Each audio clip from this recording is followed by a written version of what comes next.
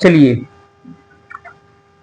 CHS के book का math का पहला चैप्टर जो है संख्या पद्धति।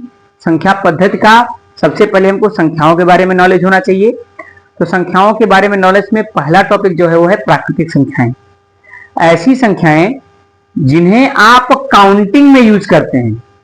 जैसे यहाँ पर अगर स्टूडेंट्स बैठे हैं तो अगर मैं काउंट करूंगा तो ऐसे शुरू करूंगा कि 1 2 3 4, ऐसे शुरू करूंगा ना। तो काउंटिंग में जो संख्याएं आप यूज करते हैं उन्हें हम कहते हैं प्राकृतिक संख्याएं या नेचुरल नंबर। और जो भी कलेक्शन ऑफ नेचुरल नंबर है उस कलेक्शन को हम क्या करते, किसे डिनोट करते हैं? एन से। किसे? एन से डिनोट करते हैं। ये हो गई आपकी कौन सी संख्याएं? प्राकृतिक संख्याएं, या इंग्लिश में क्या कहते हैं इसे? नेचुरल नंबर कहते हैं। दूसरा है बेटा पूर्ण संख्याएं, होल नंबर। इसमें वो नहीं आई है क्या संजना? नहीं आई है। पूर्ण संख्याएं क्या है? प्राकृतिक संख्याओं के कलेक्शन में अगर आप जीरो और ऐड कर लें तो ये कौन सी संख्या है? इसका कलेक्शन क्या कहलाएगा? पूर्ण संख्या या होल नंबर कहलाएगा। यदि शून्य को प्राकृतिक संख्याओं के संग्रह में सम्मिलित किया जाता है तब वे संख्याएं पूर्ण संख्याएं कहलाती हैं। इन संख्याओं के संग्रह को W से प्रदर्शित करते हैं, होल।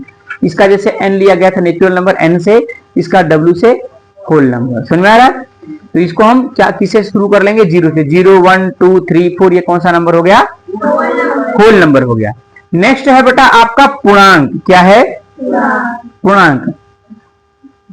कौन सी संख्या पूर्णांक संख्याएं कहलाएंगी? सभी पूर्ण संख्याओं, प्राकृतिक संख्याओं व शून्य के संग्रह तथा प्राकृतिक संख्याओं के ऋणात्मक के संग्रह को पूर्णांक या पूर्णांकों का संग्रह कहते हैं। इसे जेड से प्रदर्शित करते हैं। कहने का यह मतलब कि जितने भी आप प्राकृतिक संख्याएं जानते हैं वो उसका निगेटिव भी, उसका पॉजिटिव भी, और जीरो के साथ, जीरो भी होना चाहिए। इसे हम क्या कहेंगे? इंटीजर्स कहेंगे। हिंदी में इसे पूर्णांक संख्याएं कहते हैं। तो धन पूर्णांक भी होता है, ऋण पूर्णांक भी होता है, और शून्य भी क्या है? पूर्णांक है ना। तो जैसे ऑप्शन में मैं आपको दे रहा हूं कि जीरो है, 3 ऑप्शन दे रहा हूं। जीरो आपका पूर्ण संख्या, पूर्णांक संख्या, या ये दोनों? ये दोनों ना। जीरो क्या है? पूर्ण भी है और पूर्णांक भी। समझ आ गया?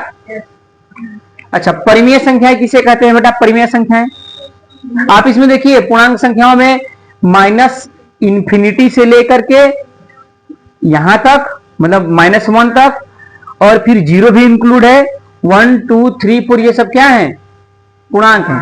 ध्यान देने वाली बात यह है बेटा कि इसमें जो जो अंक लिखा गया है वही वही लेंगे। आप इसमें 1.5 नहीं लेंगे, पूरा पूरा लेंगे। 1 लेंगे, 2 लेंगे, चाहे वो प्लस में हो चाहे वो माइनस में। 100 लेंगे, 100.5 नहीं लेंगे।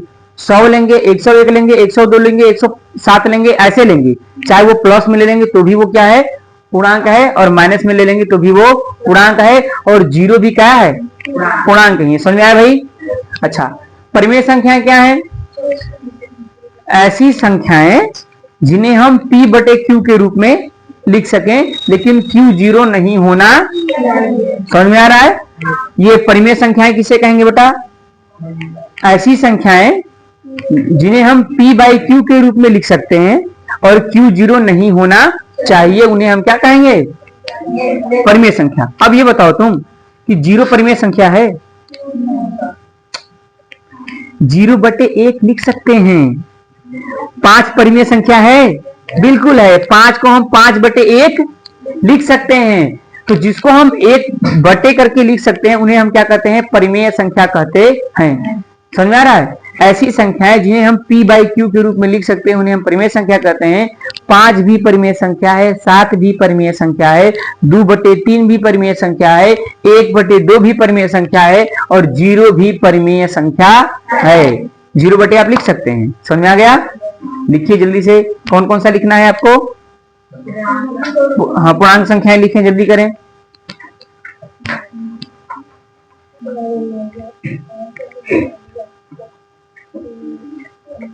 परिमेय संख्या हो गया। अब आगे आइए, अपरिमेय संख्याएं। कौन सी संख्याएं? अपरिमेय संख्याएं। कौन सी संख्याएं? ऐसी परिमेय संख्याएं जिन्हें हम p बटे q के रूप में नहीं लिख सकते हैं। p बटे q के रूप में जिन्हें नहीं लिखा जा सकता, उन्हें क्या कहते हैं? हम अपरिमेय संख्याएं कहते हैं। जैसे √2, ये क्या है? अपरिमेय संख्या है। और √5, ये क्या है? अपरिमेय संख्या है। सबसे मोस्ट इंपॉर्टेंट बेटा ये पूछा जाता है पाई। पाई परिमेय संख्या क्या? अपरिमेय संख्या? अपरिमेय संख्या है। लेकिन अगर आपको लिख दे दिया, जैसे आप पाई की वैल्यू जानते हैं 22/7, तो 22/7 परिमेय है क्या? अपरिमेय? परिमेय। 22/7 परिमेय संख्या है, लेकिन पाई क्या है? अपरिमेय संख्या है। तो अगर ऐसा लिखना चाहेंगे कि ऐसी संख्याएं जिन्हें हम p बटे q के रूप में नहीं लिख सकते हैं, उसे हम क्या कहते हैं? अपरिमेय संख्याएं कहते हैं। जैसे √2, जैसे √5, जैसे √7, √9 नहीं, √9 करोगे तो 3 into 3 पेयर बन के 3 बाहर आ जाएगा, तो परिमेय संख्या हो जाएगा। √4 नहीं, √4 करोगे तो रूट में 2 into 2 जोड़ा बन जाएगा और वो 2 बाहर आ जाएगा, तो ये परिमेय संख्या हो जाएगा। जिसका पेयर नंबर, जैसे √23, √13, ये सब क्या है? अपरिमेय संख्याएं है ना, जिन्हें हम p बटे q के रूप में नहीं लिख सकते। और इसमें भी मोस्ट इंपॉर्टेंट ये क्या है? पाई। पाई कैसी संख्या है? अपरिमेय। पाई कैसी संख्या है? अपरिमेय संख्या है। तुरंत लिखें जल्दी से, ऐसे जैसे बोला हूं वैसे लिख लीजिए। ऐसी संख्याएं जिन्हें हम p बाई q के रूप में नहीं लिख सकते हैं, उन्हें हम अपरिमेय संख्याएं कहते हैं। जैसे √2, जैसे √5, जैसे पाई, जैसे √23, जैसे √7।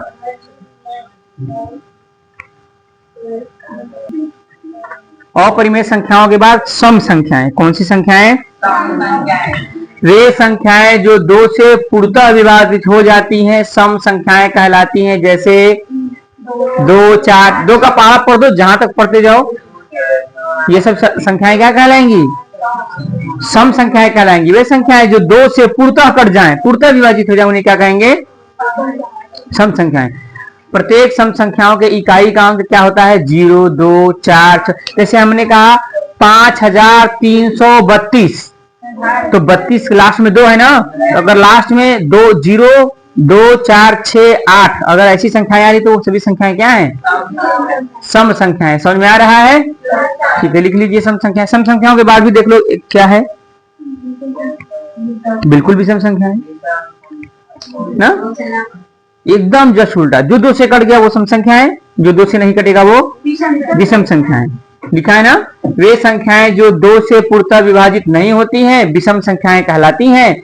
जैसे 1, 3, 5, 11, 9 विषम संख्या नहीं है? बिल्कुल है। 17, ये सब लिख लीजिए, जल्दी लिखिए। सम संख्या है, विषम संख्या है?